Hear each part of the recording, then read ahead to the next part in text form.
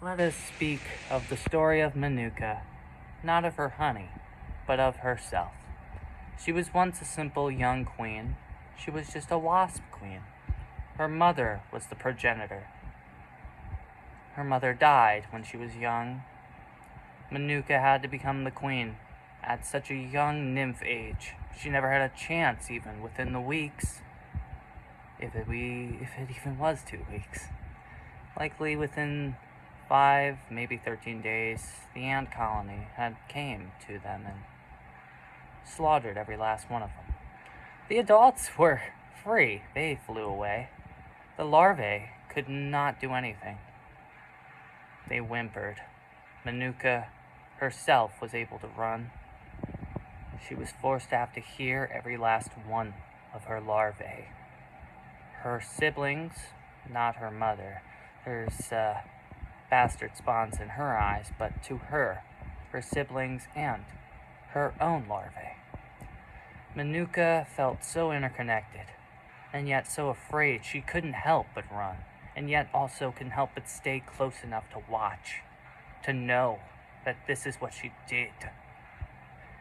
Her cowardice had taunted her until rage finally grew. As she had watched the cries and heard the pleas from the larvae, they would be beheaded by the ants. One would be left, actually, as one of them must have noticed Manuka. But they couldn't fly like her.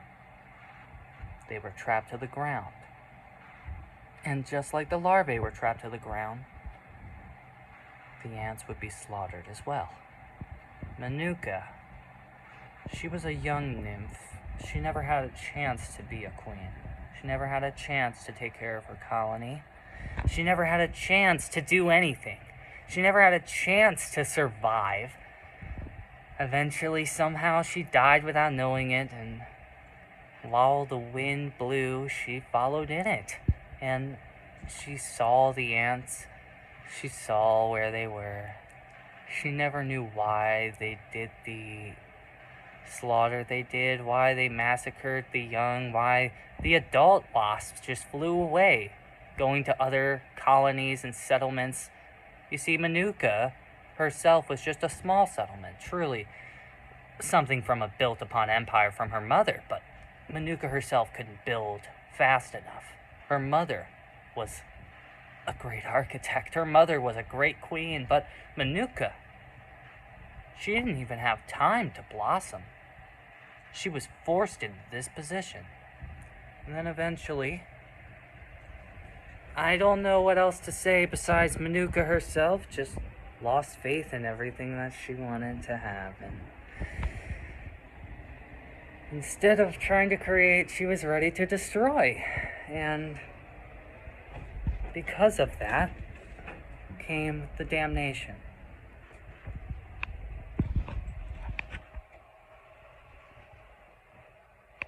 Manuka was an innocent creature, but she had no heart anymore because she watched the larvae be tortured by ants, be dragged away living, to be eaten alive, to be tortured because the ants believed they were killed. Manuka never understood why the ants assumed there was aggression. She never knew that it was our fault. Manuka would believe all ants were evil, as we did. But we were the reason there were dead ants. They were destroyed by a gas. The air itself became toxic. We destroyed every last one of those ants. And then the slaughter of Manuka's clan would be fast. It would be swift. All in one night, a majority of them would leave and only one wasp would be there. That wasp flew away. I assumed it would return. It never did, said this titan. As he then realized, by leaving the larvae there, he would leave it to be beheaded. The titan found the head of this larvae, as Manuka herself had long ago. This titan was at fault for many colonies falling. It wanted to protect them, but because it was really just doing it for itself, the creature would just watch them and wait, just like the ants would wait. But unlike the ants, this titan just wanted to be a part of this bigger thing than itself, wanted to be a part of something because of its loneliness. Eventually, Manuka's honey would drag the ants away, and Manuka's honey would cause certain strays to go from the chemical signals that were the only thing they could understand outside themselves from their queen, to obsessing over the honey that they would run to and eventually stay inside of. They'd rather fester upon it with gluttony and sloth, or their own very greed would cause them to be able to survive fit enough, but never return to their colony. Their queen would have one less worker, one less soldier, as they would just walk off to Manuka's honey. You see, the Wildflower clan was a lot of caring creatures. They were an ant colony that was unlike most others. They truly were just trying to take care of themselves. They themselves were a lot similar to the Wildflower clans before them, to the Clover clans before them. And you see, the Clover clan was Manuka's. Manuka once was a Clover clan member.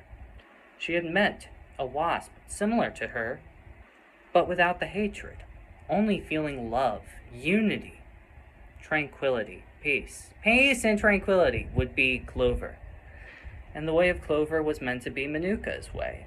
But Manuka, having gone through so much trauma, having to do in her own mind slaughter to save others, Manuka damned those around her until all she knew was destruction. She couldn't create. She didn't know. All she did was instinct. Every claw she would dig into the earth, every ant colony she would burn, every larvae of their own she would hold in her hand and cry stone tears to crush them. She would burn them if they did survive that. She would pick up the adult ants, get them on their back or fronts, and when the larvae were forced to have to stare up, she would have those ants' backs just simply put crush the larvae, pushing on the chest of those wasps or ants until, well, yes, Manuka killed others of her own kind. Why wouldn't she? The madness would finally grow so far, why would she care anymore? And then eventually Manuka would go on to kill others. She'd kill beetles, she'd kill bees, she'd go on to just destroy all. Why would she care about the others if her own kind were to be destroyed? Let us not forget, people are nothing when they die. Why were our people nothing, she said. Why must we be damned? Why must we suffer? And as Manuka questioned this, eventually the madness grew and she would take over any operation of destruction by following a single stray ant back to their colony, digging into the earth, picking up their larvae, making them watch as they were tortured and suffering. The adults would start off being killed, slaughtered senselessly by Manuka, you could say, but with Manuka's own thoughts, she thought there was reason. With Manuka's own reason, she thought there was passion behind it. She felt joy from this torturing and suffering of others. She never realized she was no different than the ants. She never realized she was no different than the ones that destroyed her colony. Because she was killing innocent ants that had nothing to do with it. She was killing everything around her that had nothing to do with this, not even the descendants. She never did get to go after that colony. Right after the destruction caused by the Titan. The Titan believed it was protecting the wasps by doing this, but by spraying this gas, it had ended up poisoning the innocent. The wasps would not be harmed. The ants were being sprayed to protect the wasps.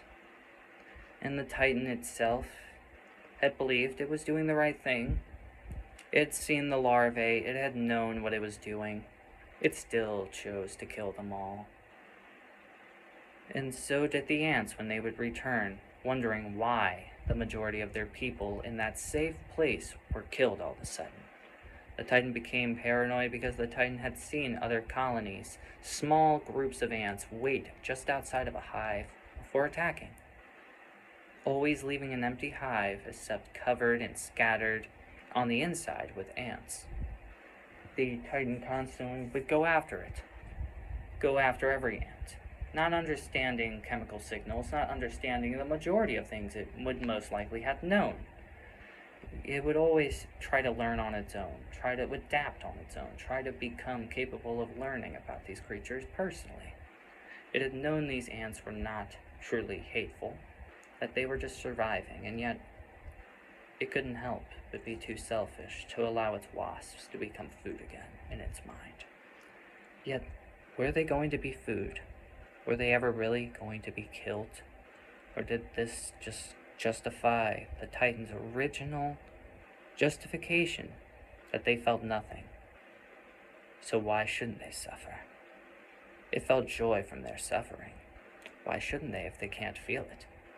Manuka felt that same way, except she wanted them to feel it. She knew they could feel it. She understood personally, but the Titan wasn't one of them. Clover was a special wasp that came to her, tried to tell of her peace, tried to bring of her love, not by adding to a hive or making it new, but by telling her that she was no better, that she had to change, or else she would become those ants.